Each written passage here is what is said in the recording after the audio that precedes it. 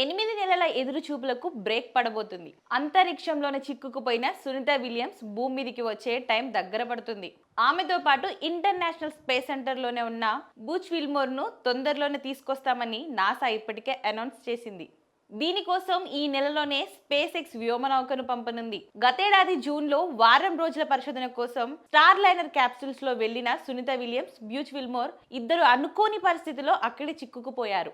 వాళ్లను తీసుకురావడానికి వెళ్లిన ప్లాన్లు ఫలించలేదు. షెడ్యూల్ ప్రకారం గతేడాది జూన్ 14న వీరిద్దరు భూమికి తిరిగి రావాల్సింది. కానీ స్టార్ లైనర్ లో సాంకేతిక లోపం తలెత్తింది. హీలియం లీకేజ్ గుర్తించడంతో అందులో రావడం సురక్షితం కాదని వారిని అక్కడే వదిలేసి క్యాప్సూల్స్ తిరుగు ప్రయాణమయ్యాయి. దాంతో వారు 8 నెలలుగా అంతరిక్ష కేంద్రంలోనే చిక్కుకుపోయారు. ఓ దశలో వాళ్ళని నిర్లక్ష్యం చేస్తున్నారా, అక్కడే వదిలేస్తారా అనే కమెంట్లు కూడా వినిపించాయి. దీనిపై బైడెన్ ప్రభుత్వంపై ట్రంప్ విమర్శలు కూడా చేశారు.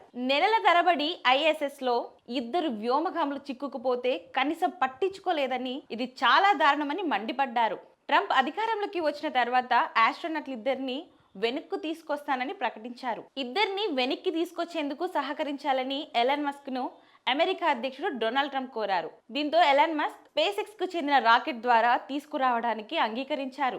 దీనికోసం వాళ్ళు ప్రణాళికను కూడా సిద్ధం చేశారు. వీరిద్దరిని భూమిపైకి తీసుకొచ్చేందుకు కొద్ది నెలల కిందటే స్పేస్ ఎక్స్ తో నాసా ఒప్పందం కుదుర్చుకుందని మాస్క్ తెలిపారు. ఈ విషయాన్ని సునీత విల్మోర్ కు కూడా కన్ఫర్మ్ చేశారు. స్పేస్ ఎక్స్ కు చెందిన క్రూ 10 వ్యోమనౌక మార్చి 12న బయలుదేరి ISS కు వెళ్తుంది. అక్కడి నుంచి మార్చి 19న సునీత విలియమ్స్ ని తీసుకుని బయలుదేరనుంది.